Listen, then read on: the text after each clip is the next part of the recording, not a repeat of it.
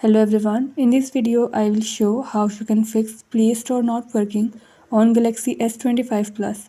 Before starting this video, please press the bell icon or do subscribe this channel. Let's start our video without wasting any time.